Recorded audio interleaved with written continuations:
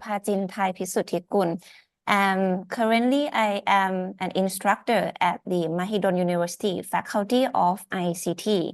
I'm also being the administrative position as the Assistant Dean for Academic Services and Technology Transfers. And also, I'm a researcher, especially in the area of the deep learning and applied intelligence, social media mining, and recommender system. So if you are interested in any area around this topic or related to SDG or medical area and social science area, you can contact me via this email. Okay. Yeah. So we are open to collaborate with our partners. Okay. So before we start the story that I will tell you today, we have two main objectives for this training course. First of all, we want you to equip with the AI practitioner, but foundation knowledge about the responsible guideline and ethical frameworks. And then today we will know how to implement and govern the AI technologies. Also, this course, this just 1 hour trainings will enhance your understanding about the AI governance, ethical principles, and operational strategy. Okay, so this is the objective for today's course. So in order to achieve this objective, we have 5 learning outcomes. The first one is to provide you the understanding of the importance for the AI governance. We heard the words AI governance from many countries, right? This is the trend for every country around the world for now because it's have the trends of the AI that apply in many business. But let's see what is the meaning of the AI governance in the context of Thailand. Okay, so this is the understanding. The first one is the learning outcome that we expect you to get.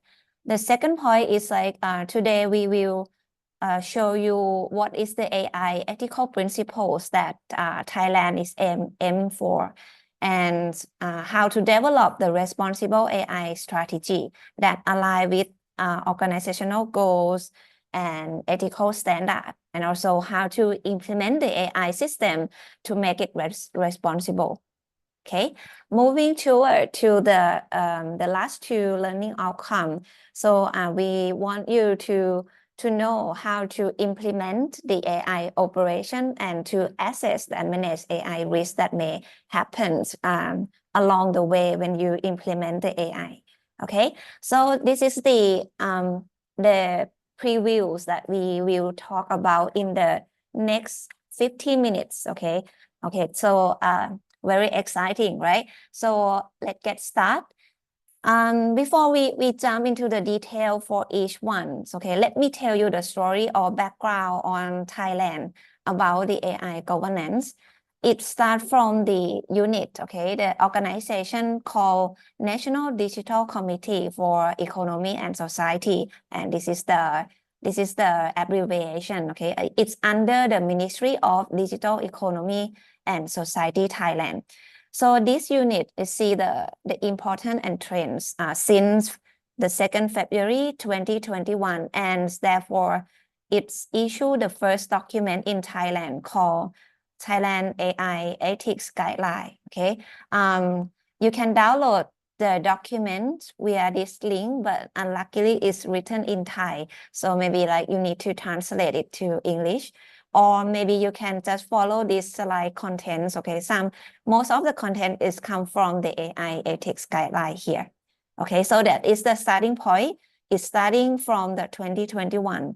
So the purpose of these documents is one to provide a frameworks, okay, for ethicals and how to properly develop, promote, and implement the AI for everyone, for public and private sectors, okay. And regarding to this document, there are many important policy and plan that refer to these documents. The latest one is the National AI Development Plans that long from the 2020 up until 2025. So this guideline will be one of the national AI development plans.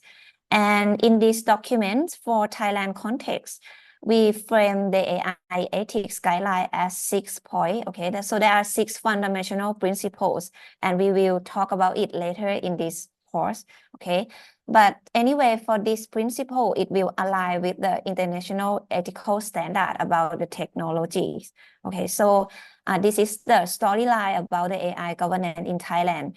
And should be noted, following this guideline does not adequate to legal compliance. It's just the guideline, but it's not a law yet. Okay, so that is story.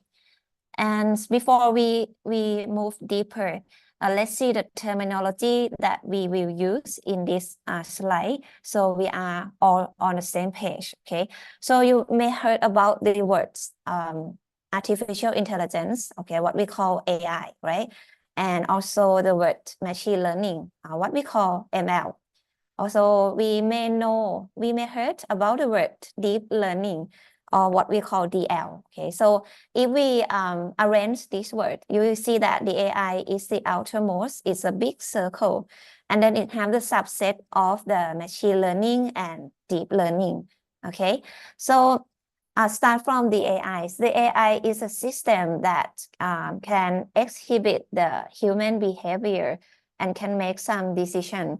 Okay, so we can write a program. It's just a rule base, right? So we can write a program. For example, if you do A action, then the outcome will be B, right? So we just write the rule based program. That's it. That's we call AI. Okay, so it does not necessary that the AI model will learn from the data. Okay, that is a different point from the ML. For the ML or machine learning, it needs to be learned from the data. It can be any algorithms that learn from the data. Okay, and then moving next to the deep learning. Deep learning is similar to machine learning, but the difference is the algorithm itself it mimics the human brain. So the algorithm is look like we have a lot of neurons, and then it's connect together like a spider. Okay, it also learn from the data. And together all this we call all as the AI model. Okay, so moving next, we have the organization words. So this word means any entity or the group or any agency that utilize the AI technology to support the service or objective. And we also have the AI solution provider. So this one is referred to organization that develop the AI technology into the solution or software. Okay. Then the last keyword that we will mention before we jump to the meat is the responsible AI. Okay, responsible AI is the principles that are guides, okay, that guideline the application of the AI to benefit the individuals or organization. Okay, the main goal is like it's considering the potential impact on the people, on the society at large. So it's aimed to fostering the trust and acceptance amongst all stakeholders. Okay, and the words AI ethics principle. This one means the principle in the design and development of the AI. So we can say that responsible AI is like a bigger pictures, and then we have the AI ethics principle that is a keyword or is the principle when you want to design or implement or develop the AI system. Okay, so to make sure that the behavior and outcome align with any standard, align with the good norms. Okay, so that is the keywords of the terminologies.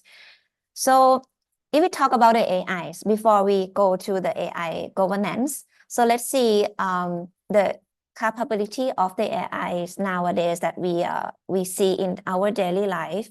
Okay, this is just a few, but yeah, we can see all of this technology around us. Okay, but this is not all, it's just the few, right? Nowadays we can see that the AI can see, can hear, can speak, can move, can think rationally, And also it understand what we talk, right? It's a language comprehension. This one is very complex task. And 10 years ago, we cannot understand the language like this, okay? We have the technology to help us a lot. And lastly, the AI also can create the new things, okay? I'm pretty sure that everyone know the words generative AI, okay? So let's see one by one, what is the task that AI can help us in living, okay? So let's start from the C. The word in the technical term is like we call this area as a computer vision. So it's a technique that enabling the AI to process the image or the video. Okay, and if we are developers, we will see the words like image processing, object detection, object segmentation. So it's ability of the AI to detect any object. So for example, this is a dog. And we can use the AI model to detect that is the object of dog on the Christmas tree, okay? And deeper than that, we can do the segmentation. So we just not return as the square box, but rather we returns the boundary of that object. So this is what we call object segmentation. And also this one as well, this one is the foreground extraction. Okay, we can have the technology of the AI to help us do the image captioning. Okay, so if you are try with the GPT-4, nowadays it is the multimodal. So actually you can just throw the image and then it can understand what is the image that you are throwing. Okay, maybe I can show you the demo if you are not familiar with the GPT-4. Okay, so this is the GPT-4, and then I just thrown the image to the chat. Okay, so the AI model have the ability to understand the image. So this is the Tom Yum Goong food in Thailand is very famous. Okay, so the model understand this is the Tom Yum Goong. Okay, I didn't tell anything about this image, but it can understand. And also if you ask them deeper, or if you ask them deeper, it can suggest you about the recipe and suggest you about the calorie that you get if you eat this kind of food. So it's very fantastic technology. And also, if you are related to the medical area, okay, you also can use this kind of technology to help you transform the PDF. Okay, so suppose you have the medical record and then it save it into the PDF file. You can transform it into CSV. Okay, so we change the image, okay, to text, something like this. This is called OCR. Okay, and then not only seeing, but the AI can hear as well. So it can hear the voice and it can translate the voice into another language. And it can transcribe the voice into text. Okay, so if you see the current technologies like the Microsoft Copilot in Teams, it can summarize your meeting when you talk, like using the sound, and then it can summarize into the text. So let's see the example. Copilot in Teams makes every meeting a productive one. Here, you're in a meeting with your team. You can ask Copilot to summarize what's happened so far.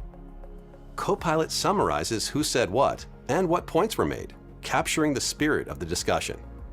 And as the meeting progresses, you can check in on where people stand. You can even ask Copilot what questions are unresolved. It is just amazing to see this happen in real time during a meeting. Okay, so yeah, so this one is like the capability of the AI that may help us live easier, right? Moving next is also can speak. Okay, after the previous two capability, this is another fantastic ability of the AI models nowadays. So let's see the example first. Hi, where can I get a cab? タクシーを得ることができますか？はい、そこにタクシー乗り場あります。 Yes, there is a taxi stand there. このアプリいいな、何ですか？ This app is cool. What is it? This app is my best friend when I travel. このアプリは私が旅行するときに私の親友です。You can translate voice and text.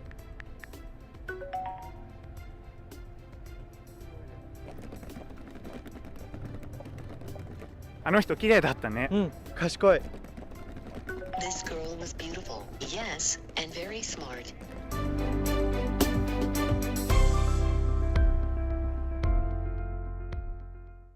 Okay, so this is another example that how AI can speak. It's very impressed, right? But think about it.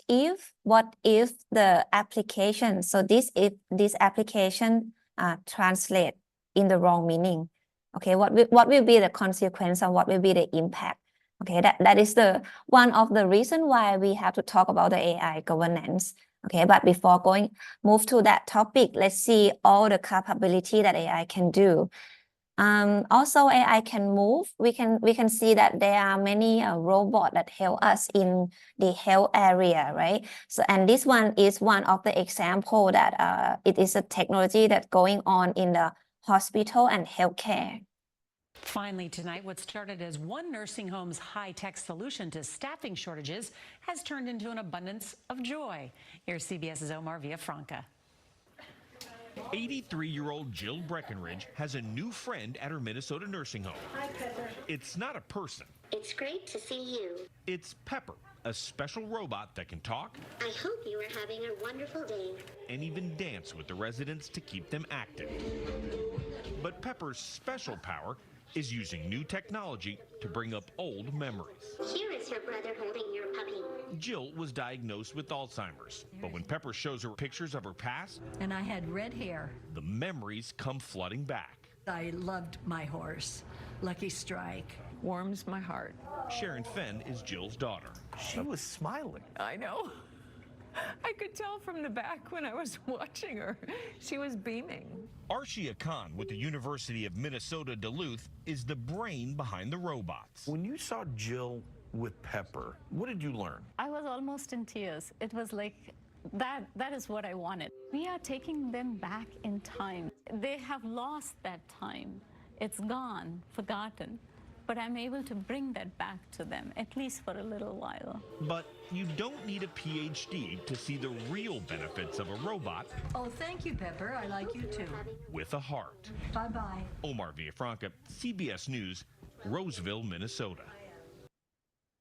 Okay, I hope this is inspire some of you, right? So this kind of robot or the AI model or the brain of the robots can help the people that suffer from the dementia. So they lost the memory on cognitive functions. So this kind of technologies can help the old people and the patients in a good way. Okay, but anyway, we have to be careful about the negative impacts that this kind of technology can occur.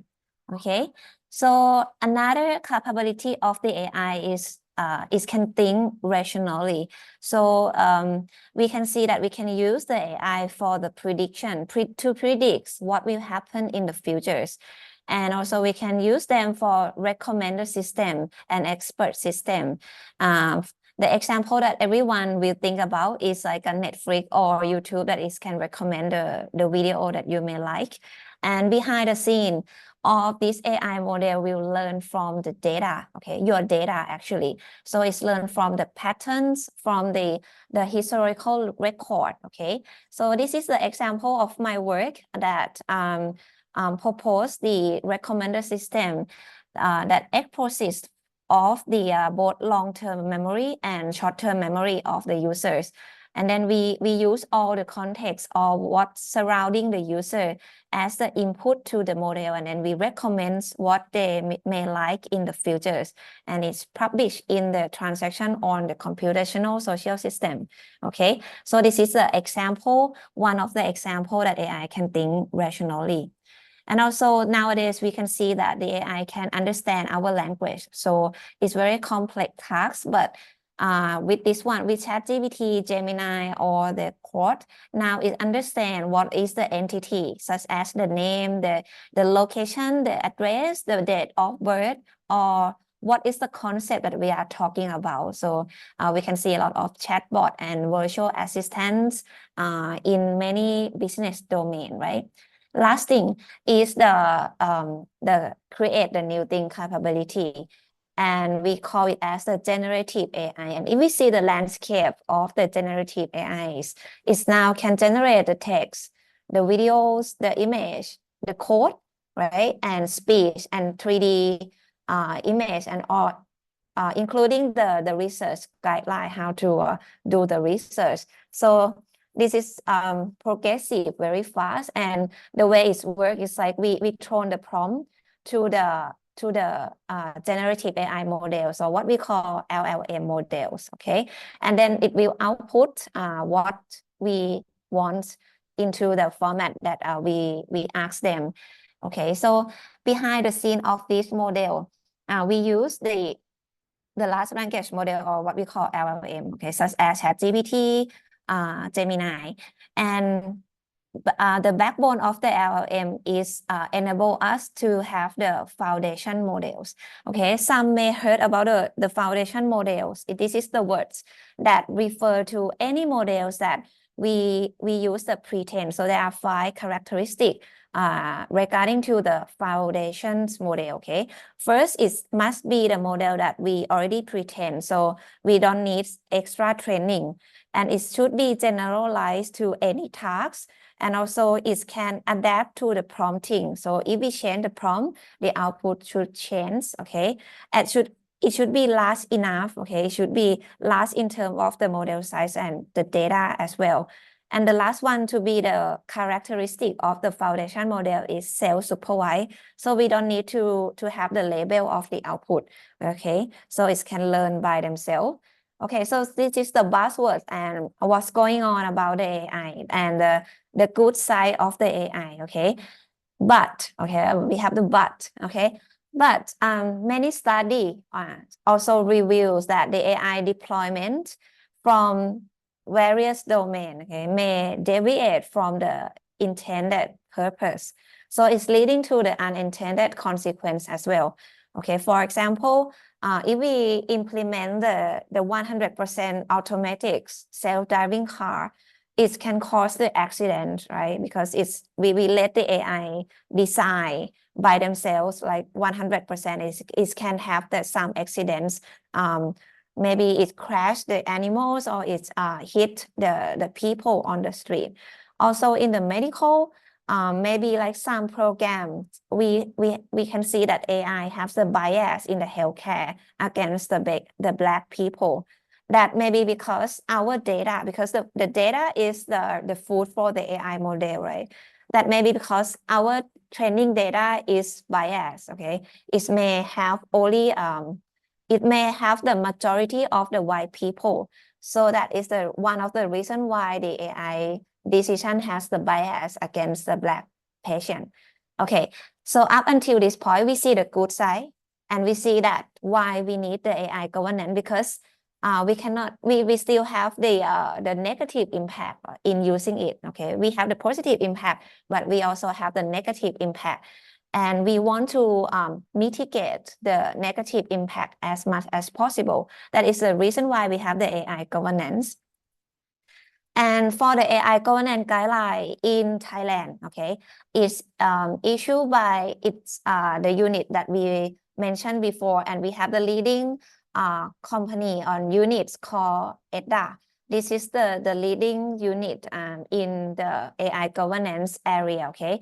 And the names of it, the full name is the Electronic Transaction Development Agency, okay? So this organization will have the big data about the AI governance progress in Thailand. And if you are interested in study about what's going on in Thailand, I recommend you to join the last talk, okay? Because it will hold by the big people from EDDA. Okay, let me show you the schedule. Okay, so the schedule is here. Okay, so we are now on the number 10 topic, and the talk from the EDDA. Okay, we will hold on the last topic, on the topic number 12. If you are free, so feel free to register to see what's going on in Thailand about the AI governance. But today, let me tell you a little bit more. Okay, but detail you can listen to the last talk. In Thailand, the governance guideline, we separate it into 3 components. The first one is related to the AI governance structure. Okay, so I would say this one is related to human. Okay, so the first component is like the structure. We need to have the form or the group of people that consists of the people who has the power in making decision and set the direction of the organization. So we should establish the AI governance councils, and then we define the role of each stakeholder. And this group of people, they have the responsible and accountable for every decision. Okay, so they should have the enough skill and should have enough power.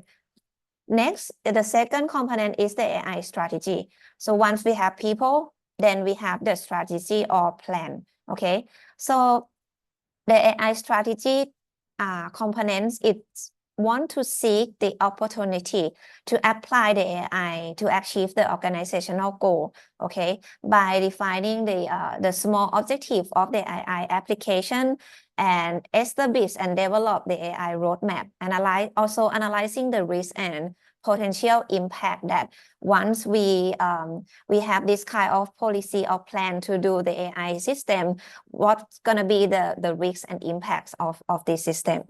Okay, the last component is more related to the developer. So it will be the AI operation. So it's involved with the implement. So in the pipeline of AI implementation, we should establish the AI requirements and prepare the quality data. Also create the quality models. Okay, we will see the detail later. And also once we get all of this, we should monitor the performance and evaluate the outcome of the AI application. So this is the 3 components of the AI governance guideline in context of Thailand. Okay, now let's see the detail that what we mentioned before. In Thailand, according to the National Strategy Plan, we frame it as a 6 AI ethics principle. Okay, the first one is about the competitiveness and sustainability development. Okay, so in Thailand in Thailand we put the priority of the competitiveness and sustainable keywords. Okay, so we want to emphasize or foster the AI system to be created and generate the benefit and value for the human and society. And more than that, we want it to be sustainable. Okay, so this is the AI ethics principle, the first one. And the second one of that AI system should align with the law, ethics, and international standard.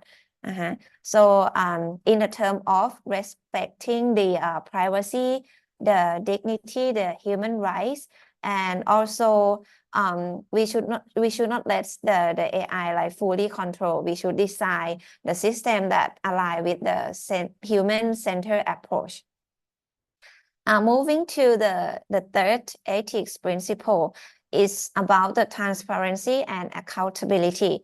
So your system that utilize the AI should be explainable and able to predict the outcome. Okay, and in this way, we should set who will be the accountable for the impact of the AI actions.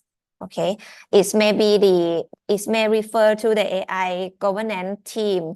Okay, these councils is depend on the context of the companies. Okay, And next is the security and privacy. So it's one of the important principle.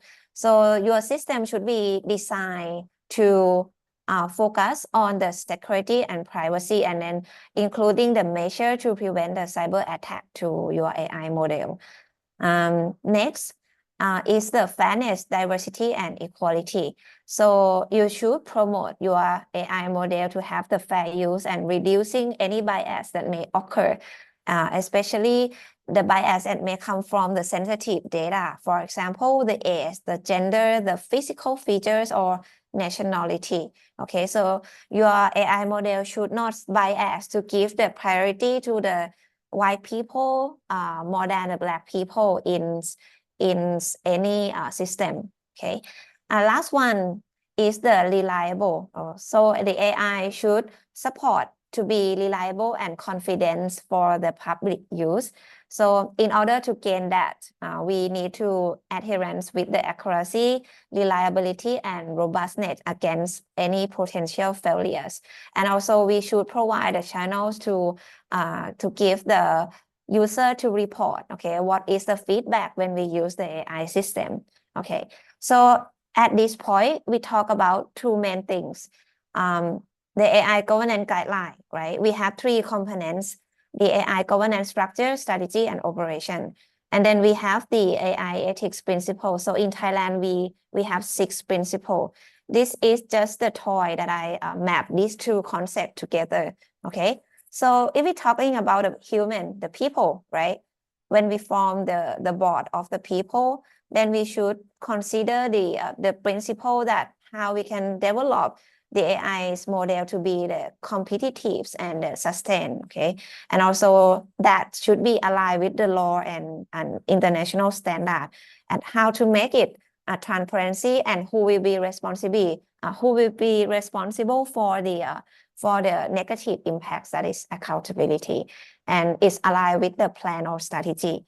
But for the AI operation, when we want to implement the AI pipeline in action, we have to consider many principles here when we want to form the responsible AI operation. Okay, so yeah, so now let's see the detail for each component deeper. So let's start from this component first, AI governance structures. So if we see the detail of the AI governance structures, we have 3 components, okay? The first one is the setting the councils to set the direction, monitor, and evaluate the whole things in the organization, okay? So in the councils, we can have the committee, and the committee may consist of the people from the top management, the executive, or the representative from any team, and also including the external individuals. And when we set the people, we have to map with their main responsibility, right? To set the direction, to monitor the things, and then to evaluate the performance of the AI. Also, this kind of people, they should have the knowledge. So we need to build a competency building regarding to the business, the technical, and the governance knowledge. Okay, so these 3 knowledge area will make the people in the organizations have a better view of how to lead the organization into the good way and responsible way. Okay, importantly that when we set the role, we should create the awareness of the responsibility and accountability for any outcome of the action, and this one is depend on the organization, okay, that you want to create the awareness at the top level or the top, the middle, and the low level. Okay, so it's just the guideline. Okay, moving next to the second component, which is the AI strategy. Okay, now we're talking about the AI strategy. For the AI strategy, we also have 3 components. The first one is going to be the responsible AI strategies. The second one is going to be the AI risk management. And the last one is the level of human involvement in terms of setting the plan. Okay, so we start from this one, responsible AI strategy. So in order to set the strategy, of course, we need to seek the opportunity aligned with the the human things that we see, but we need to set the expected KPI, okay, in our strategy, so we can measure it in terms of the quantity and quality. For example, maybe you can set the KPI that when you implement this AI system, it will increase the customer satisfaction in 5%, okay, for example. And also for the responsible AI strategy, you should define a clear objective for the AI application. And then in terms of the importance of the AI application, and also check the readiness in your organization, whether your organization is ready to implement the things, okay? And also you should establish the strategy for data management, because data is very important, and set the AI roadmap for AI application, okay? Because when you implement and launch the things, maybe it's have the monitor phase and the update of the technology, so you should have the AI roadmap, okay? So all of this responsible AI strategy, we have one main goal is need to reduce the negative impact that may affect the society, okay?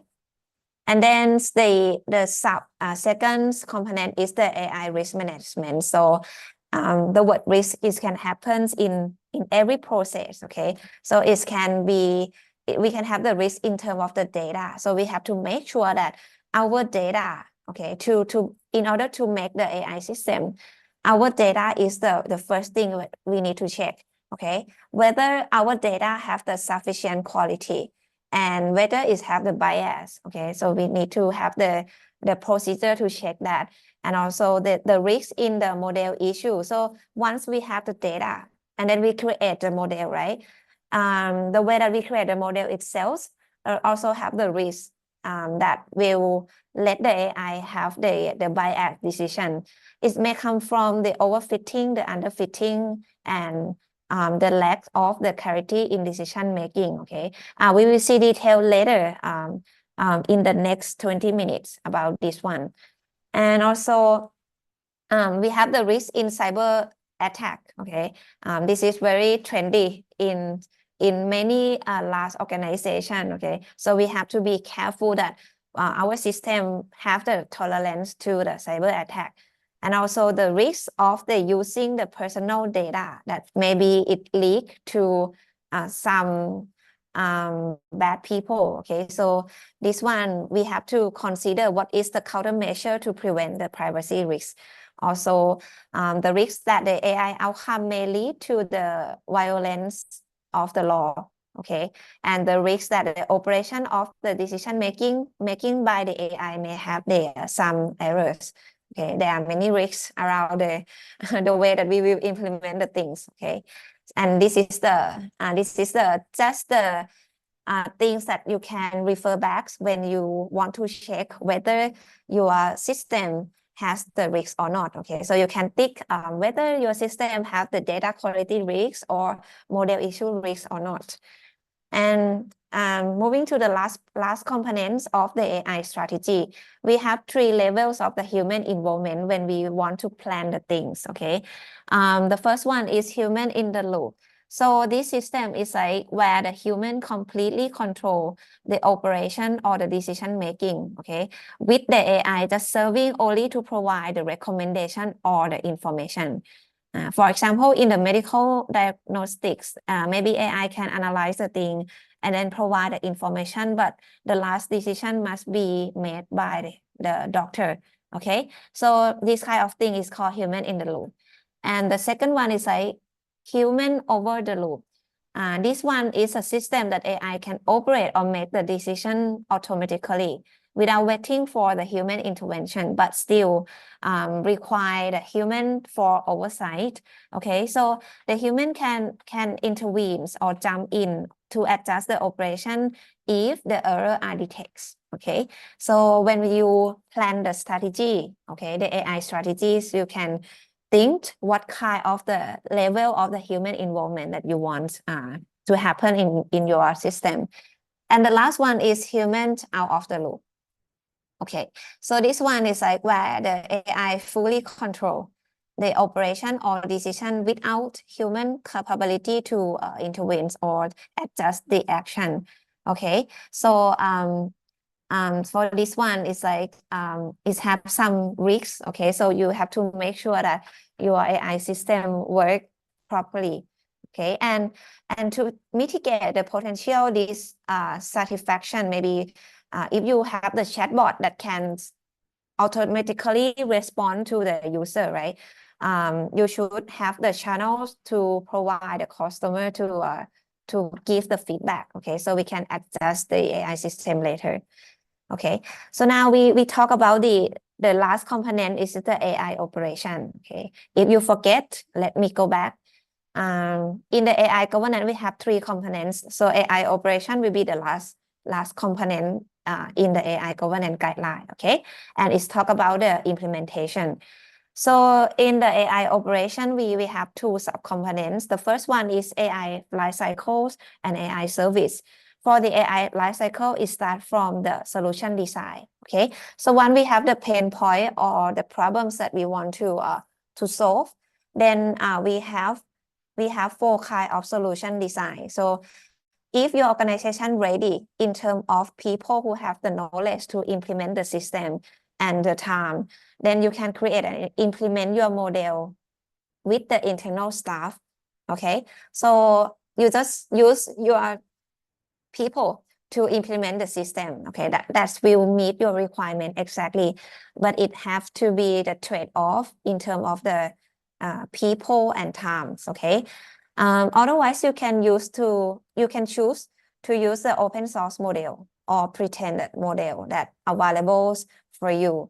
Okay, and then you can custom some feature from the open source. Okay, and also for the pretend model, you can just use it directly, or maybe you can just train more with your custom data. The last solution that we can use is off-the-shelf AI product. For this one, you just grab the product and then you just use it. But the importantly is, no matter what kind of solution design that you pick, you need to be ensure that the proper testing is verified. Okay, that the AI model or the product that they use, they effectively meet the requirement of your organization. Why? Because if you use number 4, for example, and then it has some accidents or some error for the system, the people who has to take the accountable and the responsible is your organization anyway. Okay, it's not the AI product seller. Okay, so according to this AI solution design, we have 4 types of solution design. So it's in the table in the vertical angle here, right? So when we create the model, we create the model, we train the models, we validate the model, test and deploy. So for the first one, if we implement our model by ourselves, of course you have to test all of these things by yourself. But if you buy some AI product off the shelves and then use it, don't forget to test and see how it's deployed in the mock-up environment first, because the organization also remain accountable for any outcome of the action due to this solution design. Okay, moving next is the data preparation. So in the AI lifecycle, let me go back here. After we know the solution design, right? Then we move to the data preparation, model building, and evaluation.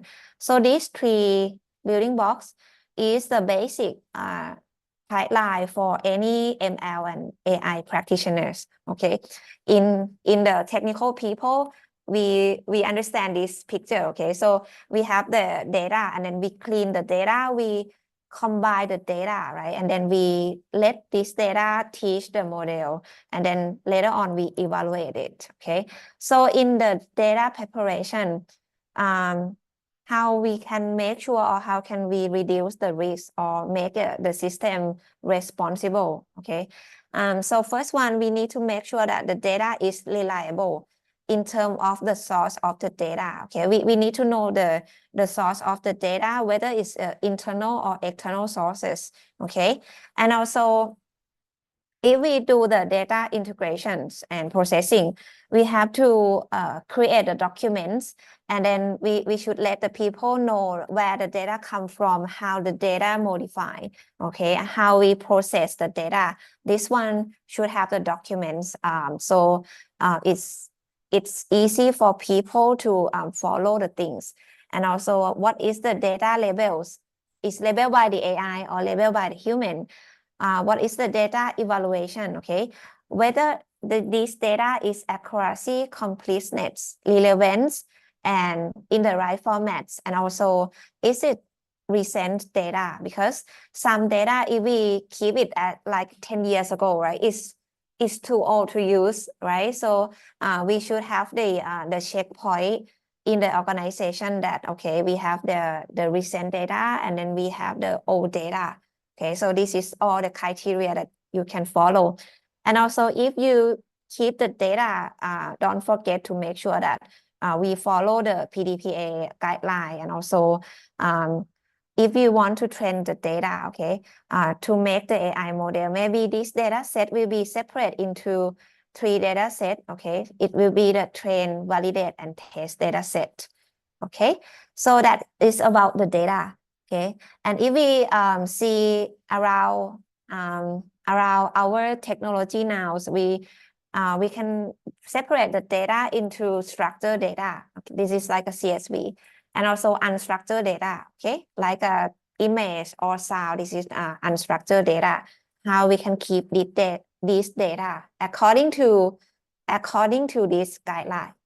Okay, and also we have 2 types of data as well. If we see in terms of the timeliness, we have the static data. Okay, so it's not moving, but the streaming is moving all the time. So we actually have the new data coming in every 10 minutes, every 5 minutes, for example. So that is the streaming data. So when we have this kind of 2 type of data, how do we keep it with the responsible mindset? Okay, so you can refer to the 6 point that I mentioned before. Then if we're talking about the model building, okay, to make the model themselves responsible, actually it's separate into two types of model, right? We have the classify and regressors model. Okay, so first we need to know first what kind of AI model that we are dealing with. Okay, and what is the goal of the organization that we want to achieve, particularly according to these 2 types of model. So these 2 types of model, we separate it as the classification and regression. So the classification is any model, okay, any AI model that will predict the class. For example, if you have the Excel like this, you have the data of your customers, and then you want to predict whether they will purchase your products or not. So the products here, the purchase here is either 0 and 1, right? So it will treat as the classification problems. So if we have the medical image, okay, we can input the image, and then the AI model will tell you whether this patient has the cancer or not. This is also the classification problems. Also, for the regression, it will predict something that format in the number. Okay. For example, if you want to predict the score of the student, then we will treat this as the regression problems. Okay. So when we know what kind of the type that we're dealing with, whether it's classification and regression, the process to train the model is like we separate the data into normally 3 sets, but you can have 2 sets. It's okay. Okay. 1 set is for training. So it's like you read the books. Okay. You read the books, and then you practice it with some exercise, right? And then you go to the exam. This is the test data. It's like the data that the model never see before, and then it's just test its performance. Okay. So if you assume that you are a student, okay, your training data is the book that you read. Okay. and then you do the exercise, prepare yourself for final exam. And then you go to final exam, that is the test data. Okay, so this is the data that we get from the previous step, right? And then we throw this data into the model, let the model learn. And then this is just the buzzword that we can hear nowadays. We have ANI, AGI, ASI, okay? It depends on the capability of the model. If the AI create for any specific task, is the AI narrow intelligence, okay? But if the AI equivalent to human, so it can do many tasks at the same time, it will be the artificial general intelligence. But if the AI surpass the human capability, but I will not see, I didn't see this kind of thing now. Okay, maybe you if you see something like this, you can share to the peer. It will be called ASI. Okay, and this one also the type of the machine learning. So I may not talking in detail about this due to the time limit. Okay, but just to let you know. Okay, and this is the type. Okay, the name of the model, particularly into under each category of the AI types. Okay, and this is the problems when we train the model. Okay, once we turn the data to the model, it can have some negative consequence due to the what we call underfitting or overfitting. Okay, if we want to train the model, and the green dot here is the data, and then the red line here is the model. We want the model to learn not too specific, only to the data set. Okay, so this one is very specific to the data set that the training data set that we give them. Okay, so it means that if we train the data that different from this green dot, the model cannot react very well. Okay, so it's overfitting. But underfitting is like the model still can be better, so it can learn better from the data. Okay, maybe we give them more time, or we give them more data, or we adjust the model parameter to make it balance or good fit in the technical term that we call. Okay, so this is the things that you have to be careful when you implement the model. It can occur the situation that we call underfitting and overfitting. Okay, so if you are the top management and you want to control the developers process in terms of develop the AI model, maybe you need to know these kind of words. Okay, so so now we are in the AI operation, to recap, and we talk about the AI life cycles, and we are in number 3, model building, right?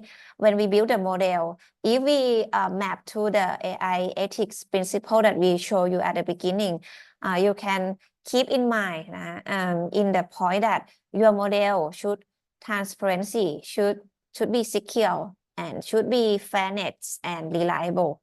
Okay, so it should robust to any failure or any attack. Okay, in terms of the AI operations. Moving next to the AI life cycle, is next step is the evaluation. So once we have data, we have the model, then we have to evaluate, right? It can be evaluated by the internal or external auditor. Okay, it depends on your organization. And in terms of evaluation, it will be set by the AI strategy or the AI councils that you want to focus in the accuracy or the training time or prediction time. So suppose you have 3 models like this picture, okay, and you get the output. You can see that maybe some organization, they are okay with the accuracy more than 90%, but they want the prediction time to be less as much as possible. So they pick this model as a final AI product, okay? Not the last one that have the highest accuracy, because it spends latency like 4 seconds, okay? So it depends on the organization to define your evaluation criteria. Okay, maybe you can have more than one criteria to evaluate your system. The example of the system is like if you are in the estates business, okay, you want to predict the house price data, okay, and the actual price is this number. The predict price is this number. The question is it good enough for your organization with this error? Okay, this should be answered by your team, okay, in the organization, but don't forget to align with the ethical principle. Okay, so this is what happens. And in the classification problems, if you remember, it's the class output, right? For example, if you have the problems to predict the cancer, okay, of any patients, okay, so you have the AI model, you have the AI model, you already trained with the data, you thrown the X-ray image into the model, right? And the model will give you the prediction. Okay, suppose there are 100 cases as the testing, and then you throw this 100 cases into the model, right? The prediction in terms of classification problems, it can group, it can classify into 4 cells like this. Okay, so the actual, okay, the blue color here is mean what it actually is. Okay, so the positive mean in that case, okay, the people has cancer. Okay, the positive mean we have cancer. Okay, and the prediction is the yellow color here in the vertical aspect. Okay, so if your model predict that case that is have the cancer, so it will follow with this cell. Okay, so it will fall into this cell. So if we have 100 cases, suppose it predicts 60 cases in this box, and in this box, and in this box, and in this box. Okay, so totally we have 100 patients, right? And this is the capability of your model. Okay, so it means that actually there are 20 people who has the cancer. Okay, and your model predicts correctly. Okay, so 20 cases in here. This is the technical term for the developer. We call it as a true positive. But for 60 here, the number here is mean that there are 60 cases that the patients does not have the cancer, and your model predicts that predict no cancer, so it's predict correctly. Okay, but how about this one? This one is mean that actually that patients does not have the cancer, but your model predicts that these 15 people has the cancer. So in this case, it may cause the negative consequences, right? Because we just let these 15 people maybe have the treatments like doing the chemo. So it's very sensitive in terms of medical area. Okay, so if you evaluate the performance of the AI model, maybe you have to consider according to your business goal, consider the output like this. Okay, moving to the last one is 5 number here. It means that actually there are 5 people who has the cancer, but the model predicts no cancer. Okay, so this is a trade-off that you have to think when you implement the models to make it responsible AI. Okay, and this kind of situation, we call it as sometimes we fact too much, and sometimes we fact too little. Okay, these 2 cells. Okay, these 2 cells we have to be careful about it when we have the AI model. And in some organization, they may just solve this problem by setting the threshold. Okay, this is the level that they can accept, and this is the level that they cannot accept. So it depends on the organization. Okay, so beyond the accuracy, also the model, sometimes it should have the ability to explain the things. And this is also the same works, my work. So when we implement the recommender system, we can also give the user the resource explanation why we give them that output. Okay, so this one also in the evaluation beside the accuracy. Okay, and this is the components of the what we call explainable AI. Okay, we are 4 distinct category. The first one is the data profiling. So we can, it's all about the data, not the model. So we can show that our data set that train the model. We have the basic stat like this. We have the outlier or not. We have duplicate or not.